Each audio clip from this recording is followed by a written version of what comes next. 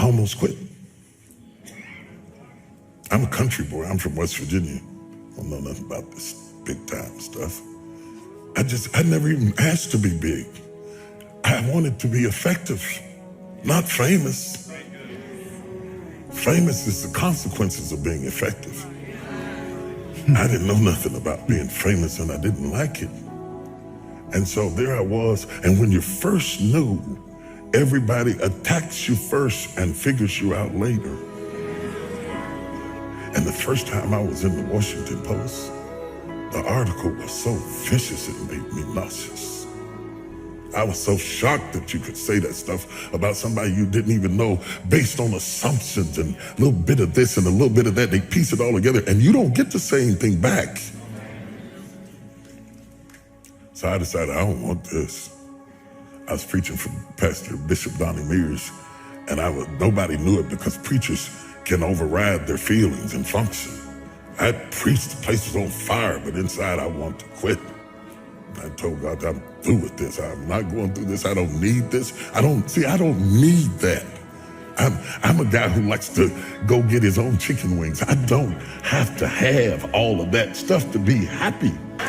So I thought, I'm not doing this no more. I'm not doing it. I'm not doing this. I'm not doing this because I don't need this and I didn't ask for this.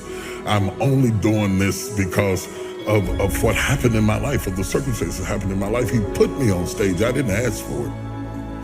And when I saw how much it cost, I thought, you can have that right back here. You have that right back up in here. I don't need it. So I was mad inside and I was hurt. And I stayed up in the fellowship with the pastors because I didn't want to go back to my room and sulk in my own sorrows. And they said, there's a lady downstairs waiting to see you. The service was over and the fellowship was over. The pastor started to leave. I was trying to outwait her. I thought she'd give up and leave. And when I finally came down the steps, she was there. And she was just a willowy bit of a woman. And she said, Bishop Jakes, she said, I've been in the hospital. She said, I was pregnant in my fallopian tubes, and the baby died in my tubes, and I was carrying around a dead baby, and the toxicity from the baby almost killed me. And she said, the only thing that kept me alive was hearing you preach. She said, if you hadn't been preaching to me every day, I swear I would have died.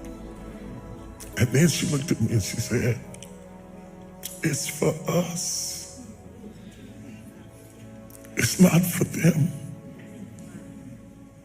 It's for us. It hit me so hard. I didn't even get her name. I got in the car and cried all the way back to my room because she reminded me why I was there.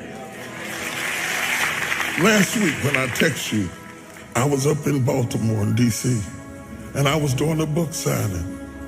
And this woman came up to the table to buy a sword. She said, you don't remember me, do you? I said, no. She didn't even look like the same person. She's all dressed up, gained weight. She felt like she wanted to say, she said, I met you in the bottom of Donnie Mears church years ago, and I burst into tears. I lost it. I stopped the signing, and I jumped up and hugged her. If it were not for that woman. ميزنا الله بأن لنا عقلا يتدبر ويهيم بأرجاء الدنيا